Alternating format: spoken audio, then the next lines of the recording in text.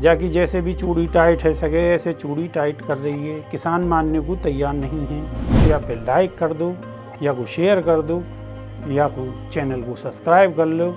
और अगर दिल कर रो है, हिम्मत ठुक रही है, मूड सही है, तो या पे कमेंट करो।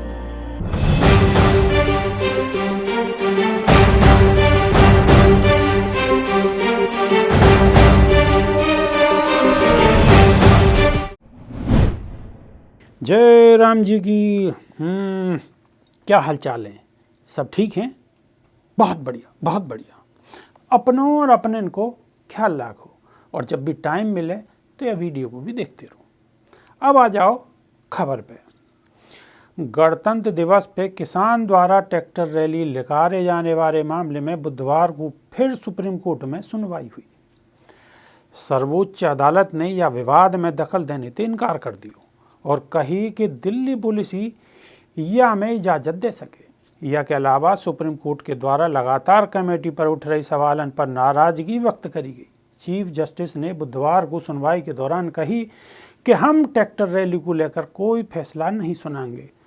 कोर्ट किसी भी रैली को रोके ये बिल्कुल ठीक नहीं है। ऐसे में दिल्ली पुलिस को ही यहाँ पे फैसला लेना चाहिए। यानी कि अब ट्रैक्टर रैली पे फैसला लेने की गेंद दिल्ली पुलिस के पाले में पहुँच गई है। बुधवार को सुनवाई के दौरान चीफ जस्टिस ऐसे बोबड़े ने अदालत में वकीलन को सलाह दी है कि वो किसान से अपील करें कि ट्रैक्टर रैली को शांति के साथ निकालें। ट्रैक्टर रैली को लेके ही किसान नेता राकेश टिकैत ने कही है कि हम दिल्ली में ट्रैक्टर रैली निकाल कर रहेंगे, हमें कौन रोकेगा। दिल्ली भी किसानन की है और गणतंत्र दिवस भी किसानन को है। राकेश टिकैत बोले कि पुलिस हमें क्यों रोकेगी, हम ट्रैक्टर पर आ रहे हैं और काय को कोई नुकसान नहीं पहुंचा रहे। किसान नेता राकेश टिकैत ने कही है कि सरकार किसानन के संग सिर्फ बात कर रही है, कोई निर्णय नहीं ले रही है। कई किसानन को NIA द्वारा नोटिस भी दियो गए हो। अगर ऐसा रहो तो सभी किसान NIA दफ्तर के बाहर ही धरने पर बैठ जाएंगे। दरअसल में है क्या, सरकार सब तिकड़म लगा रही है, जो भी कछु लगा सके सरकार वैसे ही कोशिश कर रही है। किसान नेतन पे NIA द्वारा नोटिस भेज रही है, जाकि जैसे भी चूड़ी टाइट है सके ऐसे चूड़ी टाइट कर रही है। किसान मानने को तैयार नहीं है। सरकार पूरी कोशिश करवा रही है, जो भी जुगाड़ है सके। ठीक है, खूब विरोध प्रदर्शन चल लो। किसान लगातार धरने पर बैठे हुए और पीछे हटने को बिल्कुल तैयार नहीं। तो क्या अभी मामला चलतो ही रहेगो। पतवना ऊँट का करवट बैठे ये तो बखत ही बतावेगो। अब आ जाओ आगे। कृषि कानून के विरोध में दिल्ली की सीमा पर 56 दिन से आंदोलन कर रहे किसान आज भी डटे हुए हैं।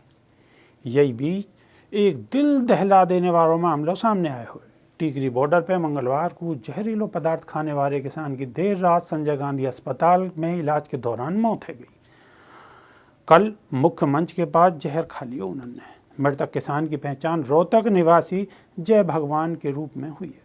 गौरतलब है कि रोहतक जिले के निवासी एक किसान ने जहरीलो पदार्थ निगल लियो। सिरसा के रहने वाले एक आंदोलनकारी को मिर्गी को भयंकर दौरा आया और उनकी खून की उल्टी हुई। दोनों को अलग अलग जगह अस्पताल में भर्ती करवाया गया। रोहतक जिले के सांपला तहसील के गांव पाकसमा के निवासी किसान जय भगवान राणा, जिनकी उम्र 42 वर्ष, कई दिन से किसान उनके टिकरी बॉर्डर पर धरने में शामिल थे।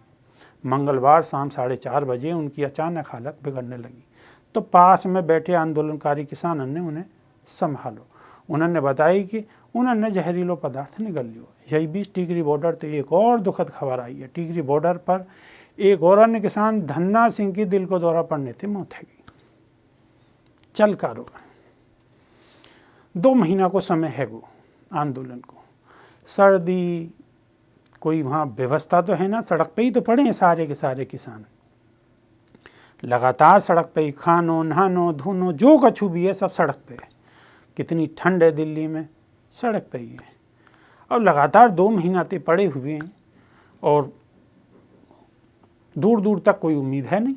भाई सरकार से कोई उम्मीद ही ना, दूर दूर तक कोई सही बात ही ना है रही, सब घुमाने वाली बात चल रही है।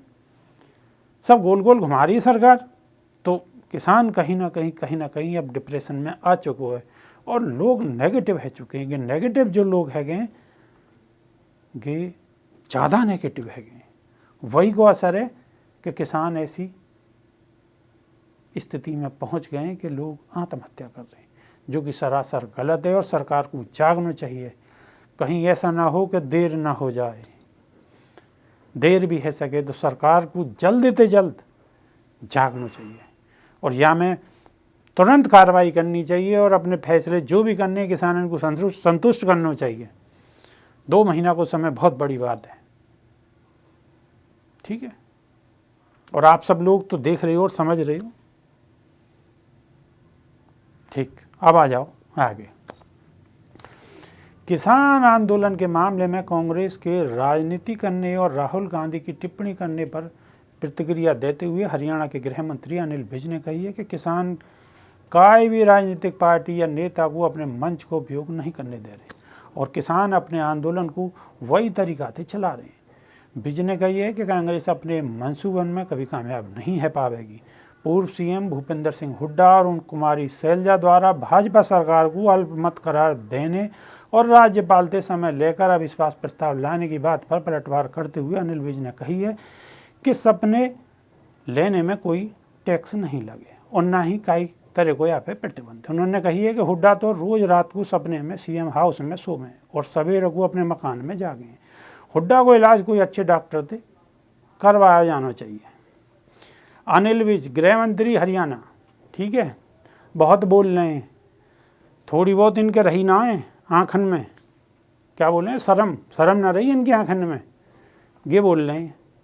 अब भी इनकी देखो ना, इनकी जुबान अब भी चल रही है, ये अब भी बोल रहे हैं। क्या हाल है रो हरियाणा में, क्या हाल है रो सबे माले में परिने ना बदो। ये अब भी कांग्रेस पार्टी के नेता को प्रतिक्रिया कर रहे हैं, उनकी क्रिया की प्रतिक्रिया दे रहे हैं। इन्हें शर्म ना आ रही बिल्कुल, ठीक है, कोई बात ना, जनता देख रही है, बखत आन दो, जनता देख रही है, इन्हें भी जवाब माकूल जवाब देगी जनता। चलो हमें क्या लेना, हमें तो खबर बतानी है। अब आ जाओ आगे। समाजवादी पार्टी के अध्यक्ष अखिलेश यादव ने बीजेपी सरकार पर बड़ा हमला बोला है। विधान परिषद में दोनों प्रत्याशियों की जीत तय होने पर उन्होंने कही है कि भाजपा ने समाजवादी पार्टी के भयते 11वां प्रत्याशी नहीं खड़ो करो। यह कि संघीय अखिलेश ने भाजपा को नकली शराब बेचने और झूठ बोलने में नंबर 1 बताया है। समाजवादी पार्टी के ऑफिस में लंबे समय के बाद पार्टी के संरक्षक मुलायम सिंह यादव भी पहुंचे और अखिलेश यादव के संग मंच पर बैठे। लखनऊ में समाजवादी पार्टी के राज्य मुख्यालय में अखिलेश यादव ने मीडिया से वार्ता में कही कि विधान परिषद चुनाव में भाजपा ने समाजवादी पार्टी को कोई वॉक ओवर नहीं दियो। भाजपा तो उत्तर प्रदेश में सिर्फ हम ते ही भयभीत रह गए। समाजवादी पार्टी के डर के कारण ही भाजपा ने अपना 11वां प्रत्याशी नहीं खड़ा करो। सहयोगी दल के विधायकन के संग ही भाजपा अपने दम पे ही 11वां प्रत्याशी उतार सके ही, लेकिन भाजपा को मालूम है कि बड़ी संख्या में उनके विधायक सरकार के कामकाज से असंतुष्ट हैं और हम तो दावे के संग कह सकें कि भाजपा के लोग तो बगावत करने को तैयार हैं। हमारी गलती है गई जो हमने विधान परिषद में 300 प्रत्याशी नहीं लड़ाया। अखिलेश जी गलती क्यों कर रहे हो, ऐसे में भी गलती करोगे तो दिक्कत होगी, गलती मत करो, मौके पे छक्का मार दो, कहने दे काम थोड़ी चलेगा, ठीक है, राजनीति कर रहे हैं, अच्छी बात है, करो। अब सपने तो देखना कोई बुरी बात है ही ना। अब देखो राजनीतिक लोग हैं तो सपने तो देखेंगे, अच्छी बात है, नंबर आ भी सके। वैसे भी बीजेपी की तो वाह है ही रही है चारों तरफ को, बहुत जल्दी इलेक्शन आने वाला हो, देखो ज़्यादा लंबा समय थोड़ी बचा हो अब, ठीक है ना। चलो आ जाओ आगे। राजस्थान के अलवर जिले में शाहजहाँपुर टोल प्लाजा पर तोड़फोड़ करने को एक वीडियो सोशल मीडिया पर खूब वायरल है। टोल प्लाजा पे जो लोग तोड़फोड़ कर रहे हैं वो आरएलपी सांसद हनुमान बेनीवाल के समर्थक बताए जा रहे हैं। ये घटना मंगलवार की है। यह वीडियो में देखो जा सके है कि कैसे टोल प्लाजा पर रोके जाने के बाद सांसद हनुमान बेनीवाल के समर्थक टोल प्लाजा पर तोड़फोड़ कर रहे हैं और जमकर उत्पाद मचा रहे हैं। यह दौरान समर्थकन पर एक टोल कर्मी को थप्पड़ मारने को भी आरोप है। यह घटना के बाद हनुमान बेनीवाल अपने समर्थकन को समझाते नजर आ रहे। यह दौरान सांसद हनुमान बेनीवाल शाहजहांपुर बॉर्डर से होते हुए दिल्ली की ओर जा रहे। उनके संगी करीब 8-10 गाड़ियां भी, जिनमें समर्थक सवार है। सबसे पहले हनुमान बेनीवाल की गाड़ी निकली, या के बाद 1-2 गाड़ियां और निकली। आखिर में 2 गाड़ी और लेकर ही रही कि अचानक से इलेक्ट्रॉनिक बैरियर गिर गया। या तो नाराज बेनीवाल के समर्थकन ने टोल प्लाजा पर शोर मचाना शुरू कर दिया। अब हनुमान तो बानर सेना तो होगी, बैरियर गिर गो, बस बानर सेना लिपटा हैगी। वैसे भी किसान आंदोलन चल रहा हो, उन्होंने भी समर्थन दे रहा हो किसानों को। गलत बात है वैसे, खैर ऐसा ना होना चाहिए, ठीक है ना। चलो अब आ जाओ आगे। ट्विटर इस्तेमाल करने वाले काई भी व्यक्ति के नहीं आगे सबसे बुरे सपने में थे एक है सके कि वो सवेरे उठे और वह को एक भी फॉलोअर ना हो। लेकिन बुधवार को अमेरिकी राष्ट्रपति के आधिकारिक अकाउंट के संग ही ये असल में है निवारो है। ट्विटर ने देश में सत्ता परिवर्तन के संग ही राष्ट्रपति के आधिकारिक अकाउंट को रीसेट करने की योजना बनाई है। यह अकाउंट के सारे फॉलोअर हट जाएंगे। ट्विटर अकाउंट पोर्ट्स यानी कि president of the United state को पोर्ट्स 45 यानी कि अमेरिका के 45वें राष्ट्रपति के नाम से संग्रहित कर दिया जाएगा। या तो पहले पूर्व राष्ट्रपति बराक ओबामा के कार्यकाल के अकाउंट को भी पोर्ट्स 44 के नाम से संग्रहित किया जा चुका। ग्वालियर में नकली प्लाज्मा चढ़ाए जाने के बाद मृतक मनोज गुप्ता के परिजनों ने CMHO ऑफिस पर जमकर हंगामा करो और धरने पर बैठ गए। मृतक के परिजनों को आरोप है कि यह पूरे मामले में प्रशासन और स्वास्थ्य विभाग के दोषी अपोलो हॉस्पिटल को बचाने में लगे हैं। यही नहीं, मौत के 40 दिन बाद भी उन्होंने मनोज गुप्ता की केस हिस्ट्री और विसरा रिपोर्ट नहीं दी। आज भी CMHO मनीष शर्मा के दफ्तर के कई चक्कर काटने के बाद उन्हें यह मामले में जुड़े दस्तावेज नहीं दिए गए, जो नाराज परिजन दफ्तर के गेट पर ही धरने पर बैठ गए।